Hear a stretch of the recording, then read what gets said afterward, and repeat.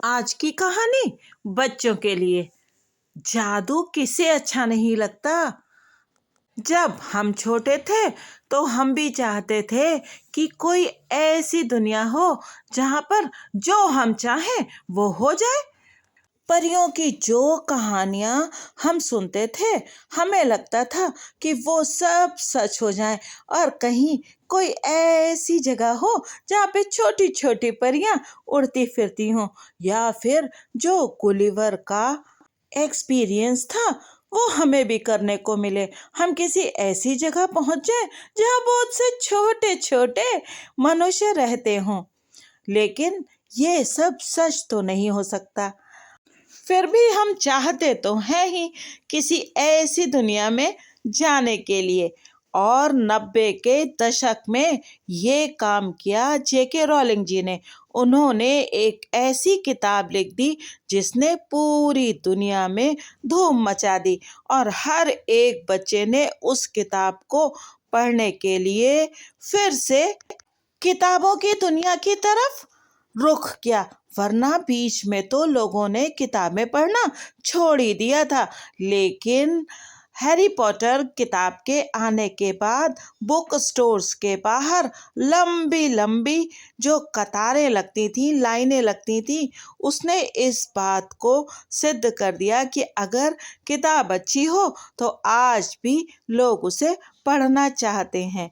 जी हाँ, Harry Potter की जादुई दुनिया है ही ऐसी करिश्माई।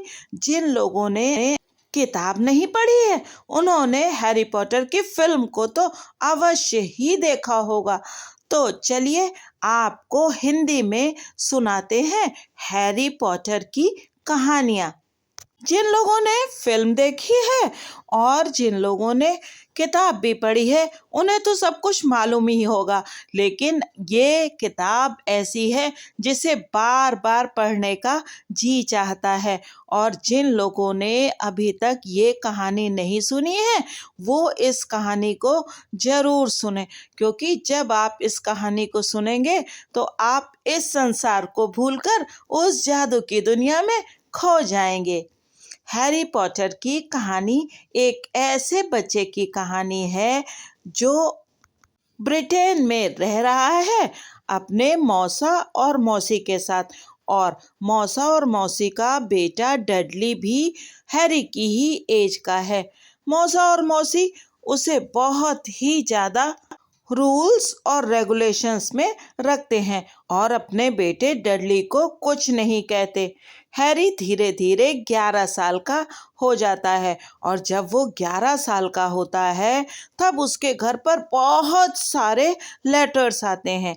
ये लेटर्स क्यों आते हैं और इन लेटर्स का क्या राज है, ये सब जानेंगे हम हैरी पॉटर सीरीज की पहली किताब हैरी पॉटर और पारस पत्थर में, जिसको अंग्रेजी में नाम दिया गया था Harry Potter and philosopher's stone. चलिए चलते हैं जादू की दुनिया में। प्रकाशित भव। चैप्टर 1, अध्याय 1। वह लड़का जो जिंदा बच गया। प्रिविट ड्राइव के मकान नंबर 4 में रहने वाले मिस्टर और मिसेस डर्सली गर्व से कहते थे, हम तो पूरी तरह सामान्य लोग हैं। कोई सोच भी नहीं सकता था कि यह लोग किसी रहस्यमयी या अजीब चीज में उलझ सकते थे, क्योंकि वे इस तरह की बेतुकी बातों से दूर रहते थे। मिस्टर डर्सली ग्रनिंग्स नाम की कंपनी के डायरेक्टर थे जो ड्रिल बनाती थी। मिस्टर डर्सली मोटे तगड़े थे और उनकी गर्दन तो जैसे थी ही नहीं, हालांकि उनकी मूछें बहुत बड़ी थीं। मिसेस डर्सली सुनहरे बालों वाली दुबली महिला थीं और उनकी गर्दन सामान्य से लगभग दुगनी लंबी थी। यह लंबी गर्दन उनके बहुत काम आती थी, क्योंकि वे बगीचे की मुंडेर के पार ताक झांक करने में और पड़ोसियों की जासूसी करने में अपना बहुत सा समय बिताती थीं। उनका एक छोटा सा बेटा भी था जिसका नाम था डडली, और मिस्टर मिसेस डर्सली का मानना था कि दुनिया में उससे अच्छा बच्चा हो ही नहीं सकता। उनके पास वह सब कुछ था जो वे चाहते थे, पर उनकी जिंदगी में एक रहस्य भी था और उन्हें सबसे ज्यादा डर इसी बात से लगता था कि कहीं वह रहस्य किसी को पता ना चल जाए। वे यह सोच भी नहीं सकते थे कि अगर किसी को पॉटर परिवार के बारे में पता चल गया तो उनका क्या होगा। मिसेस पॉटर मिसेस डर्सली की बहन थी, परंतु वे कई सालों से एक दूसरे से नहीं मिली थी।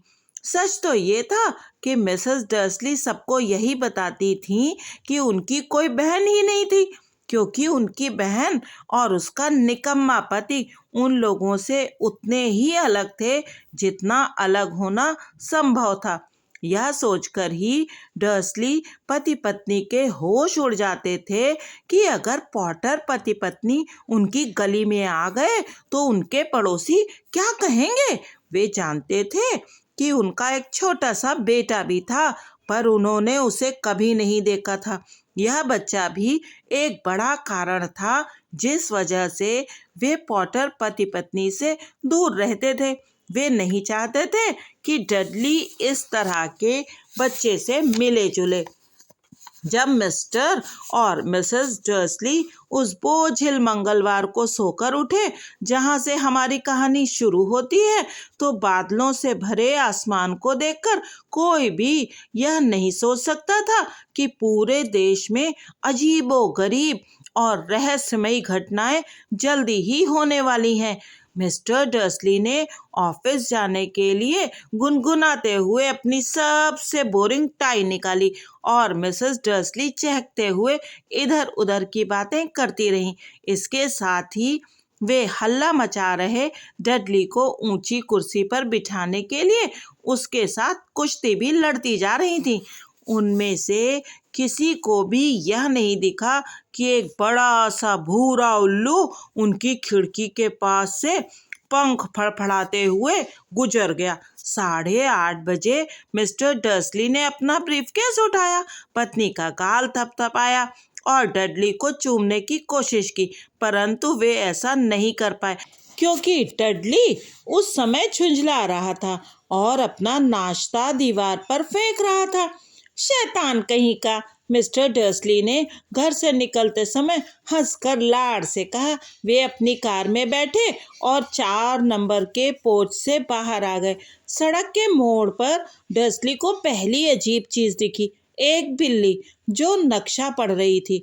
एक पल को तो डर्सली यह समझ ही नहीं पाए कि उन्होंने क्या देखा था। फिर उन्होंने सिर झटका और दोबारा देखा। एक भूरी बिल्ली प्राइवेट ड्राइव के मोड़ पर खड़ी थी, परंतु नक्शा कहीं नहीं दिख रहा था। उनके दिमाग में भी कैसे अजीब विचार आ जाते हैं। हो सकता है रोशनी की वजह से उनकी आंखों को धोखा हुआ हो। मिस्टर डर्सली ने आंखें झपकाई और बिल्ली को घूरा। बिल्ली ने भी पलटकर उन्हें घूरा। जब मिस्टर डर्सली मोड़ पर मुड़े और सड़क पर आगे बढ़े तो उन्होंने कार के शीशे में बिल्ली को देखा। बिल्ली अब उस साइन बोर्ड को पढ़ रही थी जिस पर लिखा था प्राइवेट ड्राइव। नहीं नहीं, वह साइन बोर्ड को देख रही थी। बिल्लियां ना तो नक्शे देख सकती थी और ना ही साइन बोर्ड पढ़ सकती थी। मिस्टर डर्सली ने अपने कंधे उचकाए और बिल्ली को अपने दिमाग से बाहर निकाल दिया। जब वे शहर की तरफ बढ़े तो उनके दिमाग में और कुछ भी नहीं था, ड्रिल के उस बड़े ऑर्डर के सिवाय जो उन्हें उस दिन मिलने की उम्मीद थी। परंतु शहर के करीब पहुंचते पहुंचते उन्होंने कुछ ऐसा देखा जिसने उनके दिमाग से ड्रिल का विचार बाहर निकाल दिया। हर सुबह की तरह जब वे ट्रैफिक जाम में फंसे तो उनका ध्यान इस तरफ गया कि आज बहुत से लोग अजीब कपड़े पहनकर घूम रहे थे। चोगे पहने लोग हर तरफ दिख रहे थे। मिस्टर डर्सली अजीब कपड़े पहनने वाले लोगों को पसंद नहीं करते थे। आजकल के जवान लड़के लड़कियां भी कैसे ऊटपटांग कपड़े पहनते हैं। उन्होंने सोचा, यह कोई बेवकूफ़ी भरा फैशन होगा नया। उन्होंने अपनी उंगलियों से स्टीयरिंग व्हील पर तबला बजाया और तभी उनकी निगाह पास में खड़े कुछ अजीब लोगों के झुंड पर पड़ी। वे लोग रोमांचित होकर आपस में कानाफूसी कर रहे थे। मिस्टर डर्सली आग बबूला हो गए जब उन्होंने देखा कि उनमें से दो तो बिल्कुल जवान नहीं थे। अरे, उस आदमी की उम्र तो मुझसे भी ज्यादा होगी और उसे शर्म नहीं आती कि वह गहरा हरा चोगा पहने। उसकी यह मजाल।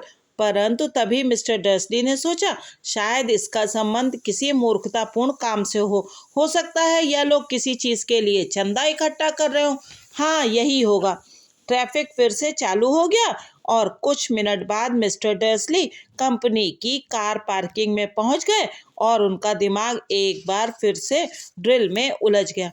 मिस्टर डर्सली 9वीं मंजिल पर अपने ऑफिस में हमेशा खिड़की की तरफ पीठ करके बैठते थे। अगर ऐसा नहीं होता तो उस सुबह उन्हें ड्रिल पर अपना ध्यान लगाए रखने में कठिनाई होती। वे भरी दोपहर में तेजी से उड़ते हुए उल्लुओं को नहीं देख पाए, परंतु नीचे सड़क पर खड़े लोग उन उल्लुओं को देखकर हैरान हो रहे थे।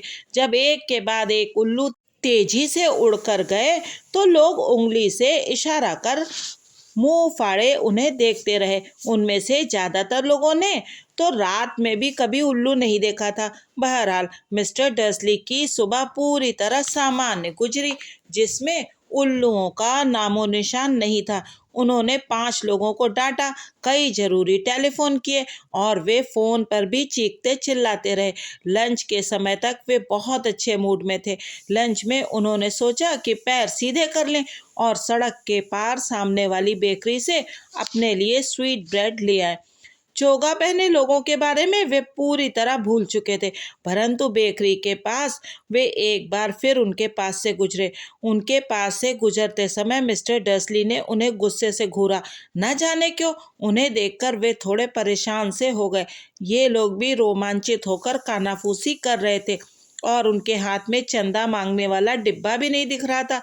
वापस लौटते समय मिस्टर डर्सली की थैली में एक बड़ी स्वीट ब्रेड थी और जब वे एक बार फिर उन लोगों के पास आए तो उन्हें उनकी बातचीत के कुछ शब्द सुनाई दिए। पॉटर परिवार?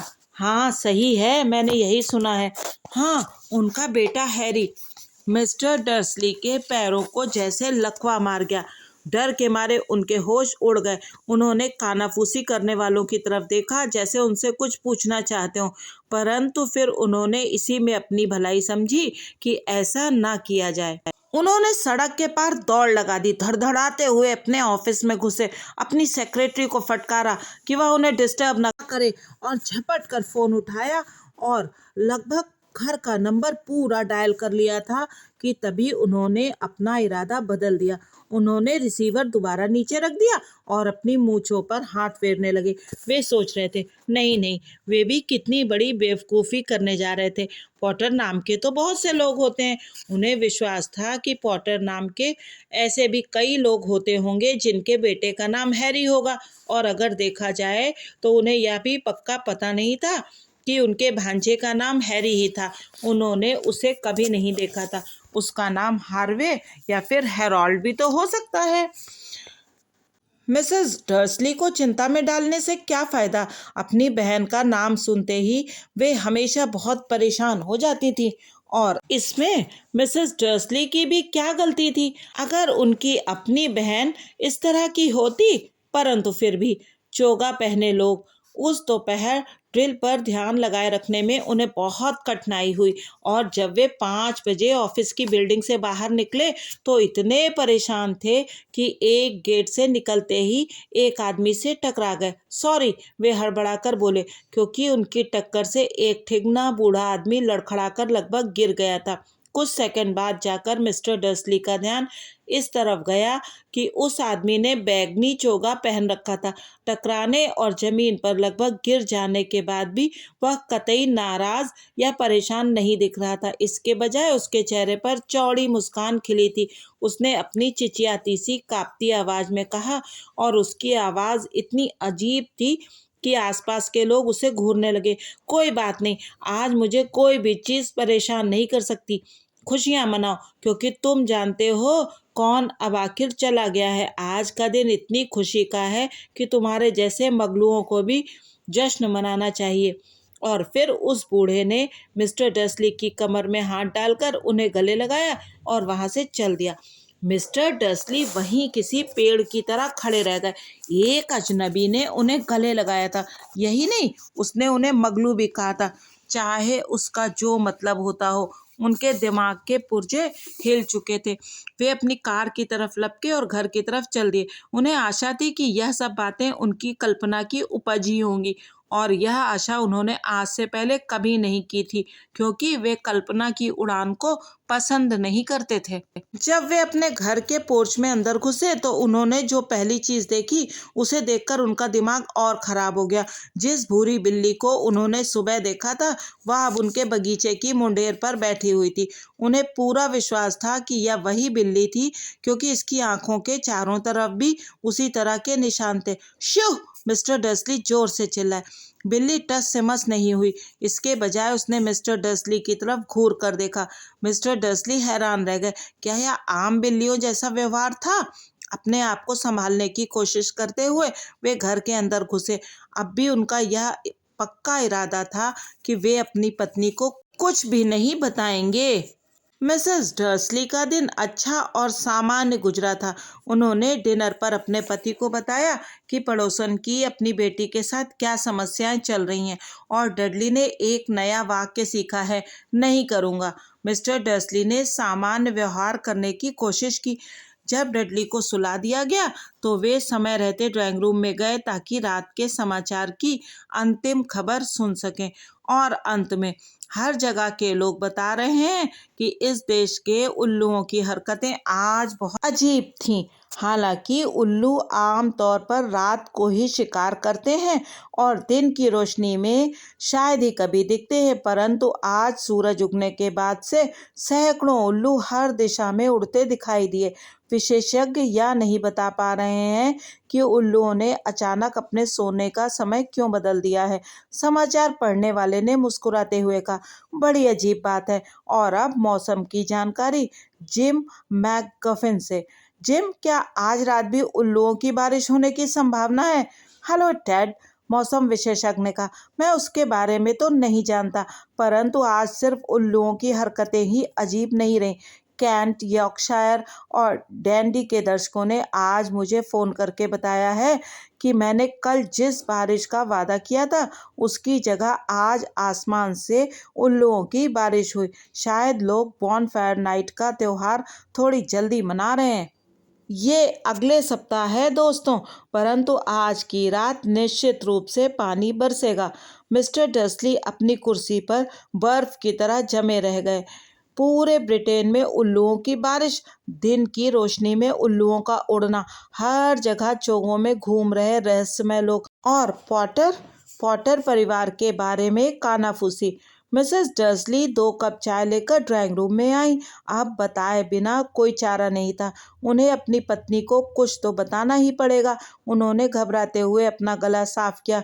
अ पेचूनिया डियर, हाल में तुम्हारी बहन की कोई खबर मिली है क्या? जैसा उन्होंने सोचा था, यह सुनकर मिसेस डर्सली को झटका भी लगा और गुस्सा भी आया। आम तौर पर वे लोग यही जताते थे कि मिसेस डर्सली की कोई बहन नहीं थी। नहीं, उन्होंने तीखा जवाब दिया। क्यों? समाचार में अजीब खबरें आ रही थी।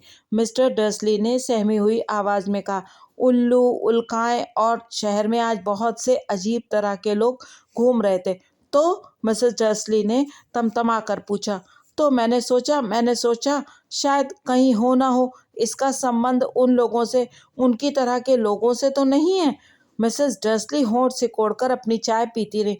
मिस्टर डर्सली ने विचार किया, क्या उनमें अपनी पत्नी को यह बताने की हिम्मत थी कि उन्होंने पॉटर का नाम सुना है? अंत में वे इस नतीजे पर पहुंचे कि उनमें इतनी हिम्मत नहीं थी। इसके बजाय वे जितने सामान्य ढंग से कह सकते थे, उन्होंने कहा, उनका बेटा, उसकी उम्र भी अपने डडली जितनी होगी, है ना? मेरे ख्याल से उतनी ही होनी चाहिए, मिसेस डर्सली ने कड़क कर कहा। वैसे उसका नाम क्या है? हॉवर्ड है ना? हैरी, और मेरे ख्याल से यह बहुत ही घटिया और सड़क छाप नाम है। और नहीं तो क्या? मिस्टर डर्सली बोले और उनका दिल बुरी तरह डूबता जा रहा था। बिल्कुल ठीक कहा, मेरा भी यही ख्याल है। जब वे लोग सोने के लिए ऊपर वाली मंजिल पर गए तो इसके बाद मिस्टर डर्सली इस विषय पर एक शब्द भी नहीं बोले। जब मिसेस डर्सली बाथरूम में थी तो मिस्टर डर्सली चुपके से बेडरूम की खिड़की के पास गए और उन्होंने सामने वाले बगीचे में झांका। बिल्ली अब भी वहीं थी। वो प्राइवेट ड्राइव के मोड़ पर नजरें गड़ाई थी, जैसे उसे किसी का इंतजार था। क्या यह उनके मन का वहम था या फिर इस सब का पॉटर परिवार से कोई संबंध था?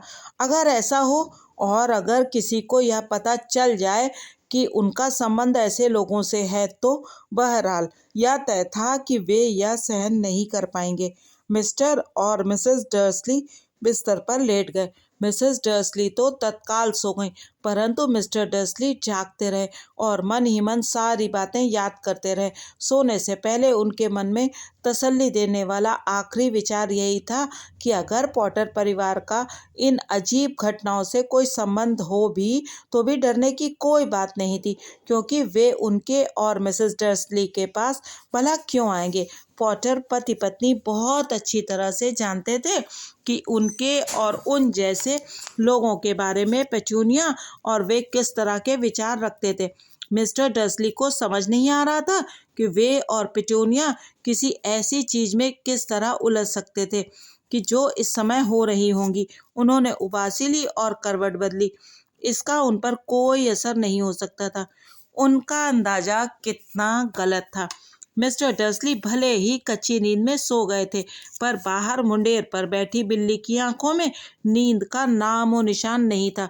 वो अब भी किसी मूर्ति की तरह स्थिर बैठी थी और पलक झपकाए बिना प्राइवेट ड्राइव से दूर वाले मोड़ पर नजरें गड़ाए थी। जब बगल वाली सड़क पर कार का दरवाजा भड़ाक से बंद हुआ तो भी वो नहीं हिली, ना ही तब जब दो उल्लू उसके सिर के ऊपर से उड़ते हुए गए। दरअसल लगभग आधी रात के करीब ही ये बिल्ली अपनी जगह से हिली। बिल्ली जिस मोड़ पर नजरें गड़ाई थी वहां एक आदमी प्रकट हुआ। वह इतने अचानक और चुपचाप आया था कि देखने वाले को लग सकता था जैसे वह जमीन के भीतर से निकला हो। बिल्ली की पूंछ फड़की और उसकी आंखें सिकुड़ गईं। इस तरह का आदमी प्राइवेट ड्राइव में पहले कभी नहीं दिखा था। वह लंबा दुबला और बहुत बूढ़ा था। उसकी उम्र उसके बालों और दाढ़ी की सफ़ेदी से पता चलती थी, जो दोनों ही इतने लंबे थे कि वह उन्हें अपनी बेल्ट के नीचे खोस सकता था। वह लंबा दुशाला ओढ़े था। उसका जामुनी चोगा जमीन पर घिसट रहा था और उसने ऊंची एड़ी के बकल वाले जूते पहन रखे थे। आधे चांद के आकार वाले चश्मे के पीछे से दिखती उसकी नीली आंखें साफ और चमकदार थीं। उसकी नाक बहुत लंबी और मुड़ी हुई थी, जैसे उसे कम से कम 2 बार तोड़ा गया हो। इस आदमी का नाम था एल्बस डम्बलडोर। एल्बस डम्बलडोर को शायद इस बात का एहसास नहीं था कि वे अभी अभी एक ऐसी सड़क पर आ गए थे जहां उनके नाम से लेकर उनके जूते तक किसी भी चीज़ को पसंद नहीं किया जाता। वे अपने चोंगे में हाथ डालकर टटोल रहे थे, जैसे कुछ ढूंढ रहे हों, परंतु उन्हें इस बात का एहसास हो गया कि कोई उन्हें देख रहा था, क्योंकि उन्होंने अचानक बिल्ली की तरफ देखा जो सड़क के दूसरे छोर से अब भी उन्हें घूर रही थी। न जाने क्यों बिल्ली को देखकर उन्हें खुशी हुई। वे हंसे और धीरे से बोले, मुझे मालूम होना चाहिए था। वे जिस चीज़ की तलाश कर रहे थे वो उन्हें अंदर वाली जेब में मिल गई। यह चांदी के सिगरेट लाइटर की तरह दिख रहा था। उन्होंने उसे खोला और हवा में लहराते हुए क्लिक किया। सबसे पास वाली सड़क का लैंप तड़ से बंद हो गया। उन्होंने एक बार फिर क्लिक किया। अगला लैंप भी बुझ गया। उन्होंने अपने बत्ती बुझाने वाले यंत्र को 12 बार क्लिक किया और कुछ समय बाद पूरी सड़क पर सिर्फ 2 छोटी रोशनियां ही बची थी। दूर बैठी बिल्ली की आंखें जो उन्हें देख रही थी। अगर कोई इस वक्त अपनी खिड़की से बाहर झांकता, चाहे चमकदार आंखों वाली मिसेस डर्सली ही क्यों ना होती, तो वो भी यह नहीं देख सकती थी कि नीचे फुटपाथ पर क्या हो रहा था। डंबलडोर ने बत्ती बुझाने वाले यंत्र को वापस अपने चोंगे में रख लिया और सड़क पर मकान नंबर 4 की तरफ बढ़े, जहां वो बिल्ली के बगल में मुंडेर पर बैठ गए। उन्होंने बिल्ली की तरफ नहीं देखा, परंतु एक पल बाद उन्होंने बिल्ली से कहा, प्रोफेसर मैकगोनागल, आप यहाँ क्या कर रही हैं? वे बिल्ली की तरफ देखकर मुस्कुराए, परंतु भूरी बिल्ली गायब हो चुकी थी। बिल्ली के बजाय वे एक गंभीर सी दिखने वाली महिला की तरफ देखकर मुस्कुरा रहे थे, जो उसी तरह का चौकोर चश्मा पहने थी जिस तरह के निशान बिल्ली की आंखों के चारों तरफ थे। वह भी एक चोगा पहने थी जो गहरे हरे रंग का था। उसके काले बाल जूड़े में कसकर बंधे थे। साफ नजर आ रहा था कि वह परेशान थी। आप कैसे समझे कि वो बिल्ली मैं ही थी? माय डियर प्रोफेसर, मैंने आज तक किसी बिल्ली को इतना तनकर बैठे नहीं देखा। अगर आपको दिन भर ईंट की मुंडेर पर बैठना पड़ता तो आप भी ऐसे ही तनकर बैठते, प्रोफेसर मैकगोनागल ने कहा। दिन भर? जबकि आप भी जश्न मना सकती थी। यहाँ आते समय मैं रास्ते में दर्जन भर दावतों और समारोहों के पास से होता हुआ आ रहा हूँ। प्रोफेसर मैकगोनागल गुस्से से गुर्र रहे। अरे हाँ, सब जश्न मना रहे हैं, उन्होंने बेचैन होकर कहा। वैसे समझदारी इसी में होती कि वे थोड़े सावधान रहते, परंतु नहीं। यहाँ तक कि मगलू भी जान गए हैं कि कोई अजीब चीज़ हुई है। उनके समाचारों में यह खबर थी। उन्होंने अपने सिर को डर्सली के अंधेरे ड्राइंग रूम की खिड़की की तरफ झटके से मोड़ा। मैंने समाचार सुने थे, उल्लुओं के झुंड, उल्काएं। वे लोग पूरी तरह मूर्ख नहीं हैं, उन्हें पता चलना ही था। कैंट में उल्काओं की बारिश। मैं शर्त लगा सकती हूँ कि यह डेडालस डिगल का काम होगा। उसमें धेले भर की भी अकल नहीं है। आप उन्हें दोष कैसे दे सकती हैं? डंबलडोर ने नरमी से कहा। 11 साल से हमारे पास जश्न मनाने की कोई वजह ही नहीं थी। मैं जानती हूँ, प्रोफेसर मैकगोनागल ने चिढ़ते हुए कहा, परंतु इसका मतलब यह तो नहीं कि लोग बेवकूफ़ी पर उतर आए। लोग सरासर लापरवाही कर रहे हैं। उन्होंने मगलुओं जैसे कपड़े तक नहीं पहने, चोगे पहनकर भरी दोपहर में सड़कों पर घूम रहे हैं और अफवाहें फैला रहे हैं।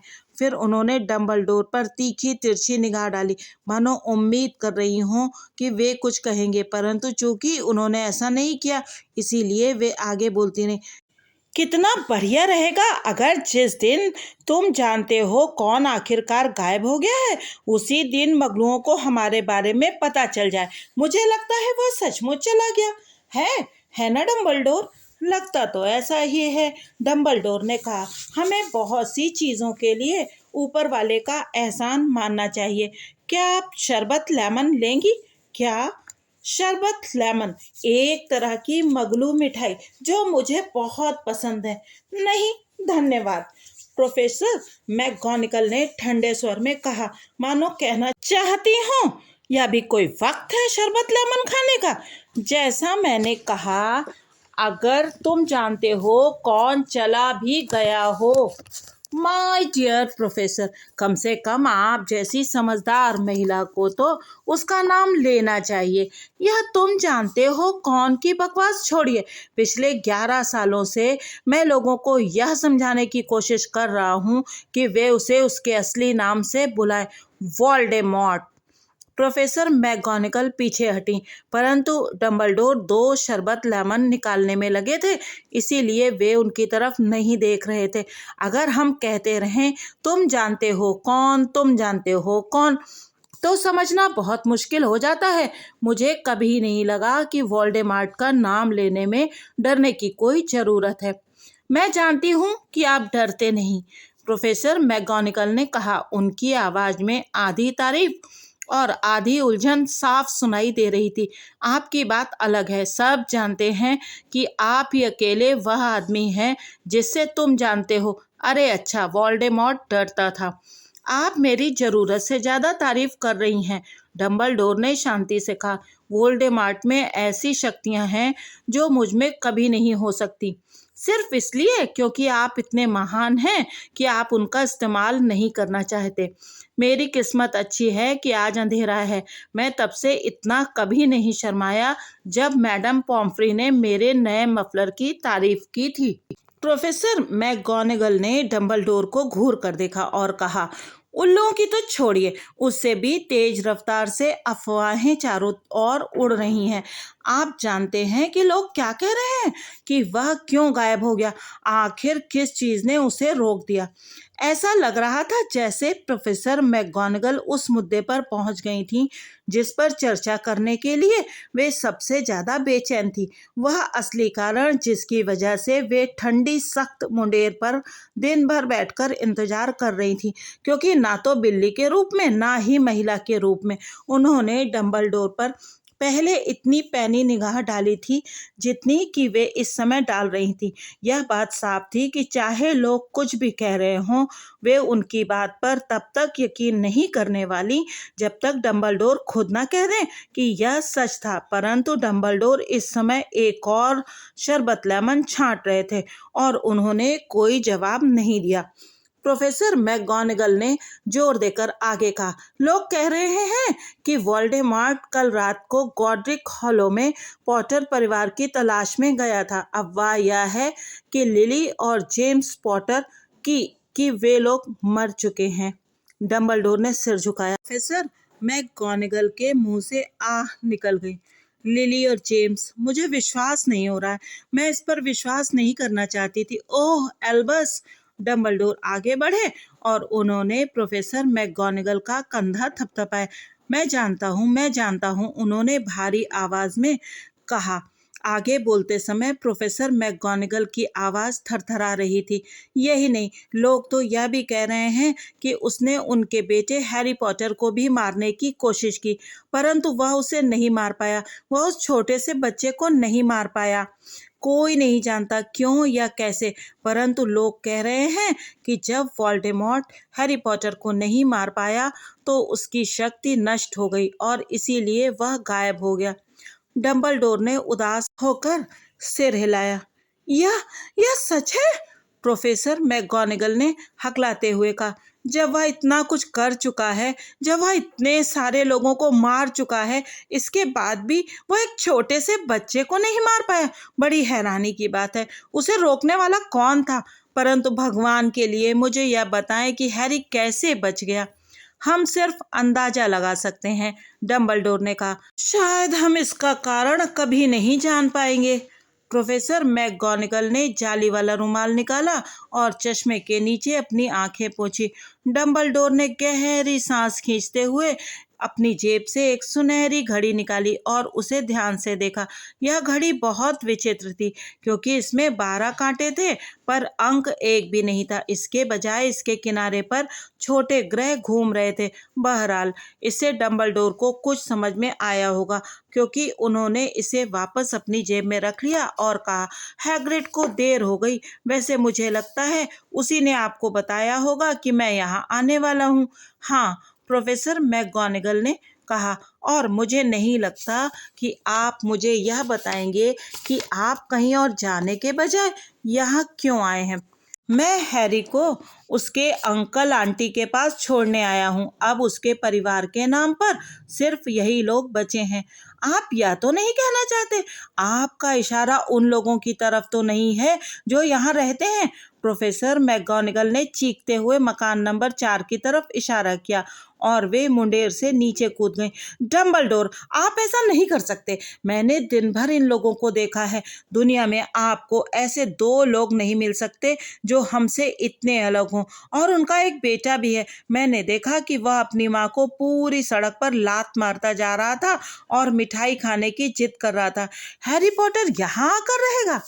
यह उसके लिए सबसे अच्छी जगह है, डंबलडोर ने थोड़ी कड़क आवाज में कहा। जब वह थोड़ा बड़ा हो जाएगा तो उसके अंकल आंटी उसे सब कुछ समझा देंगे। मैंने उनके लिए एक चिट्ठी लिख दी है। चिट्ठी? प्रोफेसर मैकगोनागल ने मरी हुई आवाज में दोहराया और वे एक बार फिर मुंडेर पर बैठ गईं। डंबलडोर, क्या आपको सचमुच लगता है कि आप चिट्ठी में सारी बातें समझा सकते हैं? ये लोग उसे कभी नहीं समझ पाएंगे। वह मशहूर होगा, चारों तरफ उसका नाम होगा। मुझे हैरानी नहीं होगी अगर भविष्य में आज का दिन हैरी पॉटर दिवस के रूप में मनाया जाए। हैरी के बारे में किताबें लिखी जाएंगी। हमारी दुनिया के हर बच्चे की जुबान पर उसका नाम होगा। बिल्कुल ठीक कहा, डंबलडोर अपने आधे चांद के आकार के चश्मे के ऊपर से गंभीरता से देखते हुए बोले, यह किसी भी बच्चे का दिमाग खराब करने के लिए काफ़ी है।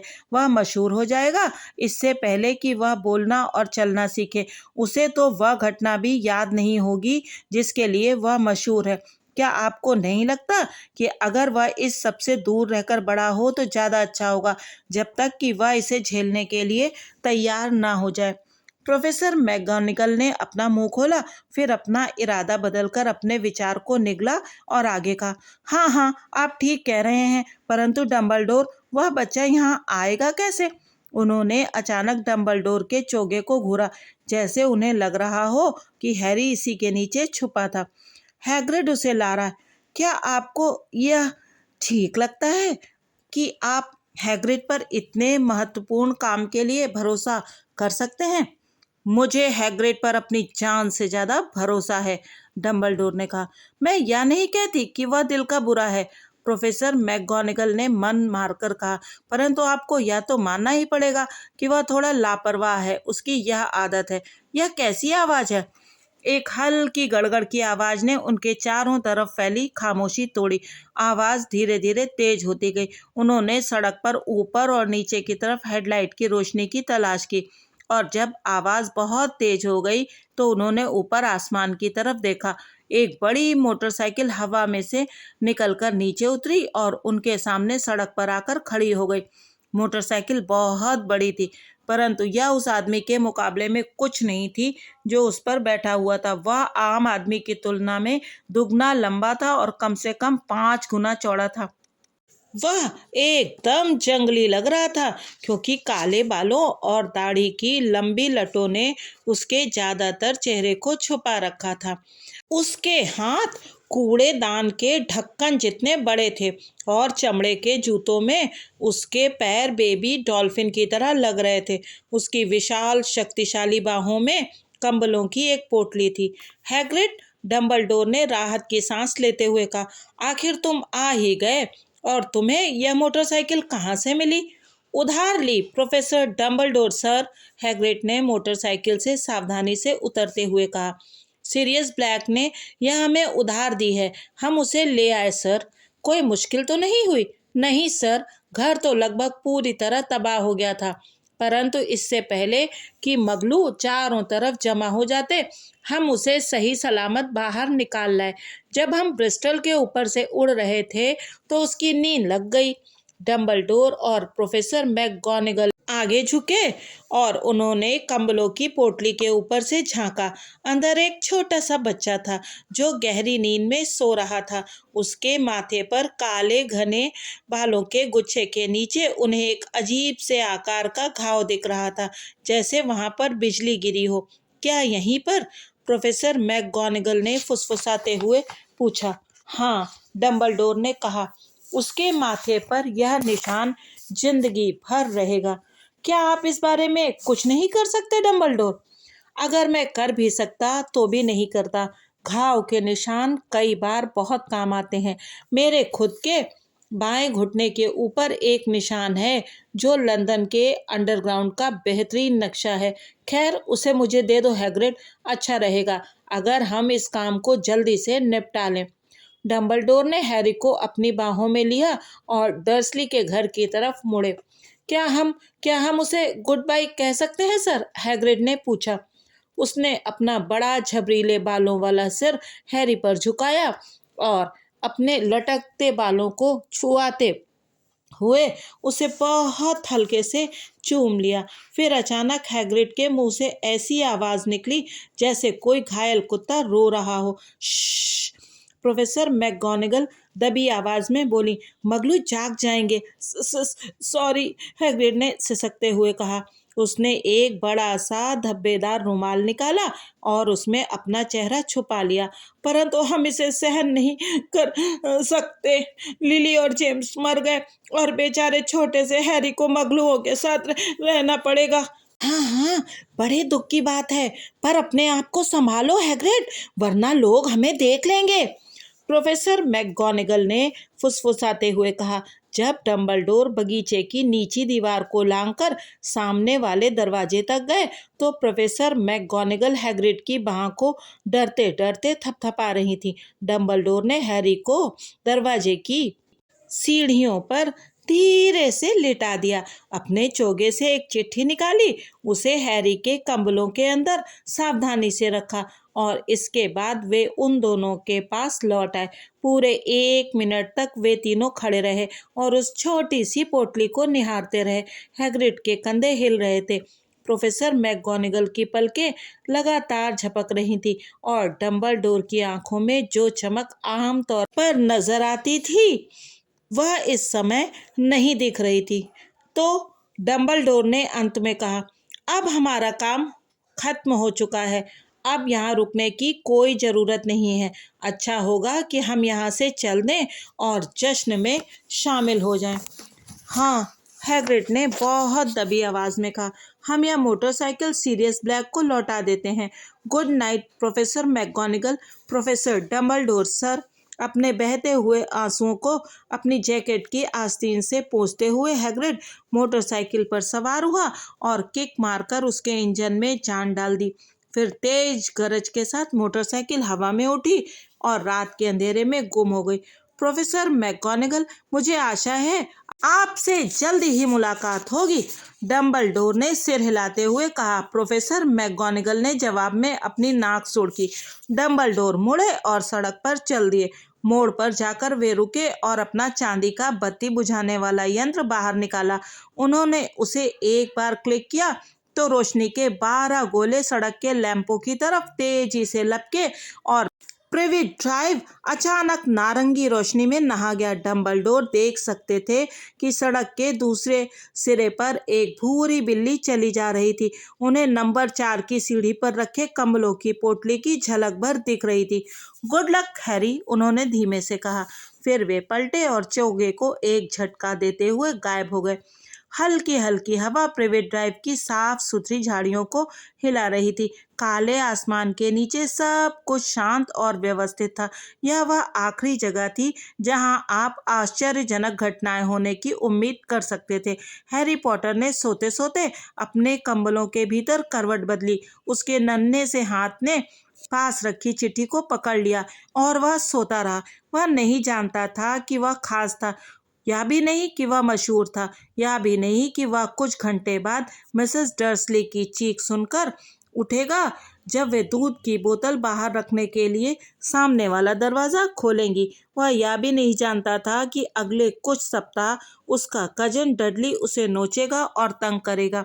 और वह यह तो जान ही नहीं सकता था कि इस समय पूरे देश में छुप छुप कर मिल रहे लोग अपने गिलास उठाकर दबी आवाज में कह रहे थे, हैरी पॉटर के नाम, यह लड़का जो जिंदा बच गया।